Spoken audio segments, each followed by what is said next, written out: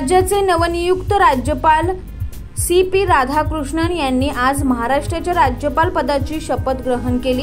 राजभवनातील दरबार हॉल येथे झालेल्या शपथविधी सोहळ्यात मुंबई उच्च न्यायालयाचे मुख्य न्यायमूर्ती देवेंद्र कुमार उपाध्याय यांनी त्यांना पदाची शपथ दिली। शपथविधीनंतर महाराष्ट्राचे 21वे राज्यपाल राधाकृष्णन यांचे पुष्पगुच्छ देऊन अभिनंदन करण्यात आले। महाराष्ट्रात राज्यपालपदी नियुक्ती होण्यापूर्वी राधाकृष्णनजी हे झारखंडचे राज्यपाल होते। तेथील आपल्या 1.5 वर्षाच्या कालावधीत त्यांनी तेलंगणाचे राज्यपाल आणि पुदुच्चेरीचे नायब राज्यपाल म्हणून देखील अतिरिक्त कार्यभार सांभाळला। त्यांच्या प्रदीर्घ अनुभवाचा राज्याला नक्कीच फायदा होईल।